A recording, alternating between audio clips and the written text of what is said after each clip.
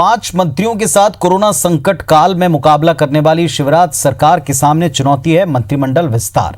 सिंधिया समर्थकों को एडजस्ट करना ही है और इसके चलते बीजेपी की हिस्सेदारी इस पे जाहिर तौर पर घटेगी। इस बीच 15 साल सरकार में रहने के कारण न सिर्फ कुछ बड़े नेता इसके विरोध में हैं, बल्कि जातिगत समीकरण, क्षेत्रीय समीकरणों को साधना भी एक बड़ा चैलेंज है।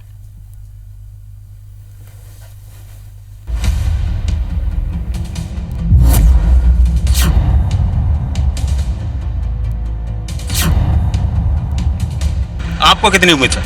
100%।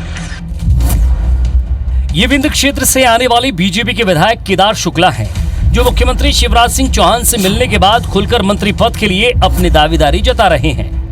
वैसे इनके जैसे विधायकों की फहरिस्त काफी लंबी है, जो सीएम के साथ साथ पार्टी अध्यक्ष वी डी शर्मा से मिलकर इस बार मंत्री बनने के लिए अपना दावा ठोक रहे हैं।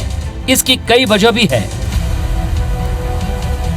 लंबे समय तक किसी एक व्यक्ति के मंत्री रहने का विरोध, एक व्यक्ति के लगातार मंत्री रहने के कारण दूसरी पंक्ति के नेताओं को मौका नहीं, लगातार जीत रहे नेताओं को मंत्री नहीं बनाया जाना, और शायद यही वो कारण हैं जिनके कारण शिवराज सिंह चौहान के मंत्रिमंडल के विस्तार में देरी हो रही है।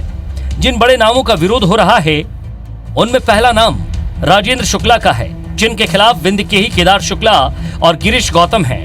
मालवा निमाड़ में ऐसा ही विरोध विजय शाह को लेकर भी है, क्योंकि यहाँ से उषा ठाकुर और रमेश मेंदोला मैदान में हैं।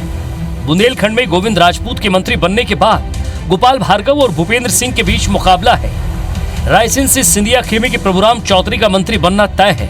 ऐसे में रामपाल सिंह के लिए रहा मुश्किल है। महाकौशल की बात करें तो यहाँ भी गौरीशंकर बिसेन और अजय विश्नोई का स्थानीय स्तर पर विरोध हो रहा है। खुद के लिए मंत्री पद चाहने वाले बीजेपी के सीनियर विधायकों को मालूम है कि इस बार वो कामयाब नहीं हुए तो आगे शायद ऐसा संभव ना हो।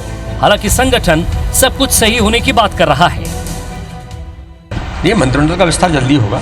अभी ये कोरोना का सारा ये सब चल रहा है और मुझे लगता है कि आपको जल्दी ही सूचना मिलेगी और जल्दी तय हो जाएगा। सारी चीज़ें बहुत अच्छे से होंगी। भारतीय जनता पार्टी में मैंने कहा ना कि एक परिवार के नाते से हम लोग काम करते हैं। इससे सब मिलजुल करके टीम भावना से आगे बढ़ते हैं और जो भी जिम्मेदारियाँ हैं वो काम के नाते से लोगों को मिलती हैं और ये सारी चीज़ें बहुत अच्छे समाधान के साथ होंगी। स्वाभाविक है, मंत्रिमंडल के पुनर्गठन की संभावना जल्दी है तो बात होती ही रहती है, और हमारे नेता हैं, उनसे नहीं बात होगी तो किससे होगी?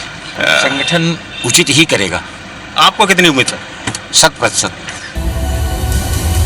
मंत्रियों को लेकर बीजेपी इस वक्त 3 तरफा संकट में है। उसे सिंधिया के साथ बीजेपी में शामिल हुए विधायक और गैर सिंधिया समर्थकों को मंत्री बनाना है। ऐसे करीब 10 विधायक हैं जिनका मंत्री बनना तय है। अब सिर्फ 24 सीटें बचती है जहां बीजेपी अपने विधायकों को मंत्री बना सकती है। बीजेपी को इस बात की आशंका है कि यदि इस वक्त कोई गलत फैसला लिया गया तो कुछ विधायक कांग्रेस का रुख कर सकते हैं। बीजेपी को क्षेत्रीय और जाति समीकरण के हिसाब से भी समन्वय बैठाना है, और इधर कांग्रेस दूर बैठकर सिर्फ मंत्रिमंडल विस्तार का इंतजार कर रही है। ऐसे लोग जो कल आए वो मंत्री बन गए और जिन्होंने 30-30, 40-40 साल भारतीय जनता पार्टी की सेवा की, वो दूर से देख रहे हैं शपथ लेते हुए, तो स्वाभाविक रूप से ये दर्द तो अंदर पीड़ा है। और जिस दिन ये मंत्रिमंडल का विस्तार होगा उसके बाद ये दर्द चेहरों पे नहीं सड़कों पे भी दिखाई देगा।